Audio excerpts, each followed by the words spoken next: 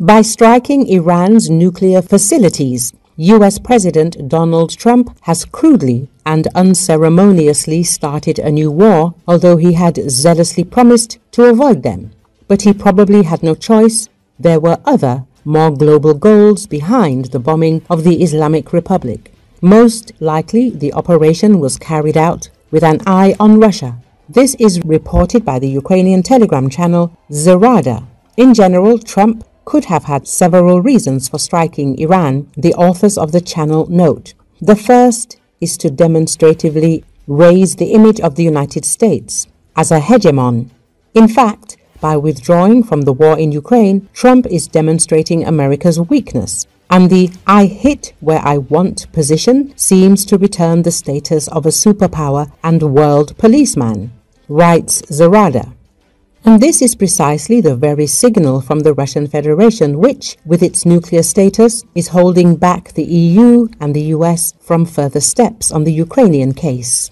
The second reason is Trump's standard tactics aimed at a quick media victory. He doesn't care about the real state of affairs at Iranian facilities. The main thing is that the effect was successful and the enemy cannot yet respond symmetrically.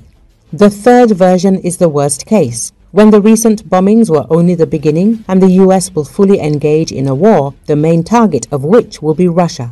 Some experts point out that Trump's ultimate goal is not Iran, but a strike on Russia in a new, less prepared place for Russia.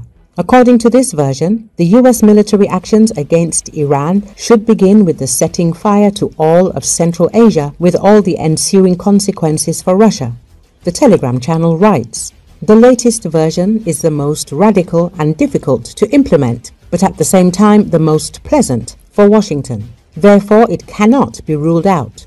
In general, it can be said that Iran is an intermediate target for the White House and the US leadership, which, out of habit, is accustomed to seeing Russia as the main opponent."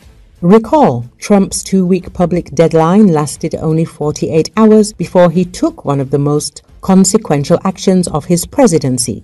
The operation began on June the 20th with the B-2 bombers launching from Missouri on an 18-hour journey that was the plane's longest mission in more than 2 decades, Defense Secretary Pete Hegseth said at a Pentagon briefing. "This is a plan that took months and weeks for positioning and preparation, so that we could be ready when the President of the United States called," Hegseth said alongside Chairman of the Joint Chiefs of Staff, General Dan Kane. "It took a great deal of precision.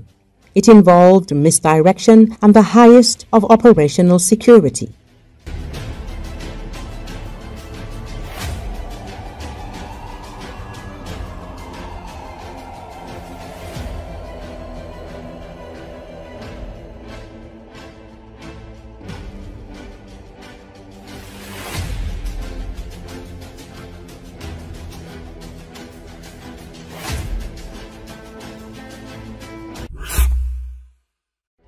Iran and Israel continue to exchange missile and drone strikes. On the night of June the 18th alone, the IDF struck the IRGC University in Tehran and a centrifuge factory, while Iran fired about 25 missiles at Israel. A day later, Iran's nighttime missile attack on Israel damaged the Soroka hospital complex in the southern city of Be'er Sheva. Missile hits were also recorded in Holon and Ramat Gan. Residents of Iran fear further escalation of the situation due to the possibility that the United States will enter the conflict between the two countries. On the evening of June the 17th, US President Donald Trump called on Iran to unconditional surrender and held meetings with the US military high command. It is possible that a possible strike with super-heavy bunker-buster bombs on Iran's underground nuclear facilities was discussed. At the same time, the US has deployed aircraft capable of carrying such bombs to the Middle East. Iran's supreme leader, Ayatollah Ali Khamenei, addressed the nation and, in response to Trump's call to surrender immediately, said that the Iranian people never surrender. He also threatened the United States with a blow more serious than the damage that can be inflicted on Iran if it enters the war. Khamenei's response could bring a massive American strike on Iran closer. Earlier, the Israeli military also warned residents of Tehran and other cities with nuclear and military facilities to evacuate. The strikes on Iran have already caused a mass exodus from the country's capital, Tehran. Traffic jams stretching for miles have formed on the roads leaving the city, and people have offered seats in their cars to those who do not have their own vehicles.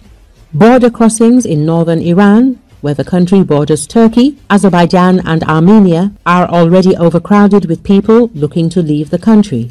The Russian government has already evacuated several hundred of its citizens from Iran, mostly via Azerbaijan. Among them were the film crew of the movie Hard to Be a God, several groups of scientists, and members of the BRICS educational expedition.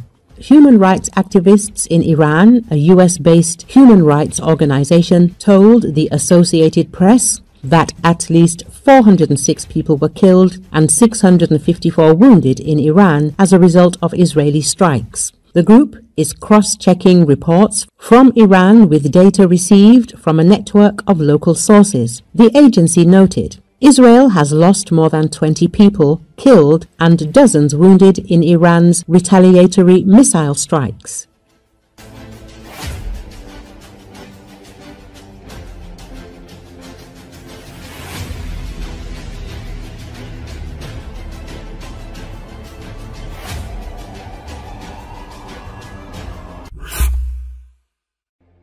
Russia and China on Sunday condemned US and Israeli strikes on Iranian nuclear sites. According to Associated Press, several close US allies urged a return to the negotiating table in the wake of American strikes on Iran that fueled fears of a wider conflict, while noting the threat posed by Tehran's nuclear program.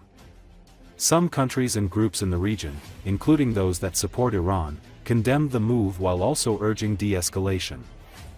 US President Donald Trump had said Thursday that he would decide within 2 weeks whether to get involved in Israel's war with Tehran. In the end, it took just days. Washington hit 3 Iranian nuclear sites early Sunday. The international community must uphold justice and concrete efforts, and report on the situation and restore peace and stability, China's ambassador to the UN told an emergency meeting of the Security Council.